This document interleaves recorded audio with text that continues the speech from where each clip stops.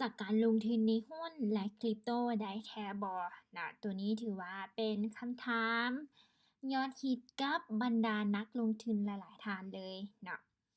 แน่นอนเนาะในการลงทุนในหุ้นแล้วก็คริปโตนะจะขึ้นในส่วนของราคาเนาะค่ะว่าแจ้งๆแล้วถ้าลงลึกไปกว่านั้นเนาะในการที่จะมีผลต่อราคาหุ้นขึ้น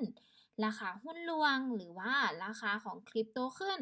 ราคาของคริปโตร่วงเนาะก็จะขึ้นกับกลุ่มลูกค้าที่เข้าไปใช้บริการแม่นบ่เข้าใจคือกันบ่เนาะ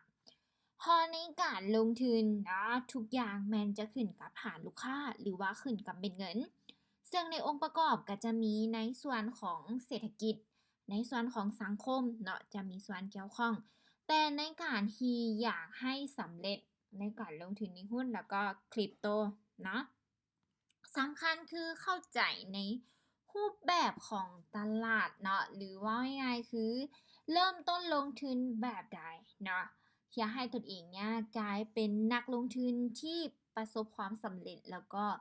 มีเงินจากคริปโตหรือว่าในการถือหุ้นเนาะ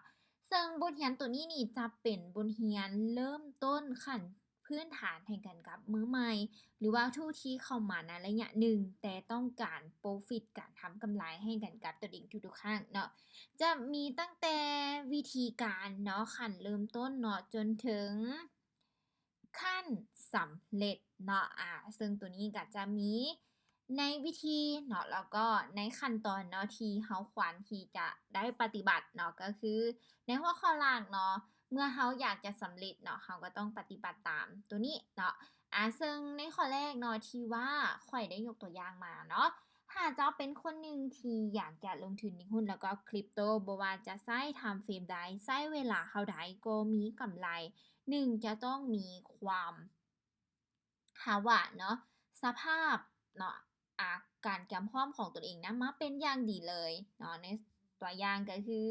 ในส่วนที่สองมาเนาะในตัวอย่างก็คือบ่ว่าจะเป็นในเรื่องของ แนวทางเนาะตั้งแต่ขั้นเริ่มต้นในเรื่องของตนเองเช่นสมาธิบ่เนาะข้อยจะมีแนะนำให้จนถึงวิธีการทำความเข้าใจในตลาดการจับจุดตลาดเนาะการเข้าออกออร์เดอร์เนาะเพื่อให้ตนเองเนี่ยมีกำไรทุกๆครั้งเนาะแล้วก็ในส่วนสุดท้ายเนาะที่ว่าอยากจะ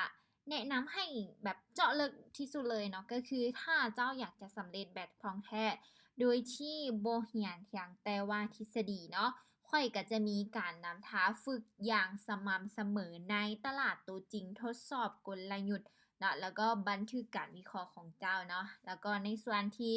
เจ้าเฮ็ดแล้วเนาะมันให้ผลกำไรแท้บ่ก็คือสร้างสาผลตอบแทนของเจ้านั่นเองเนาะ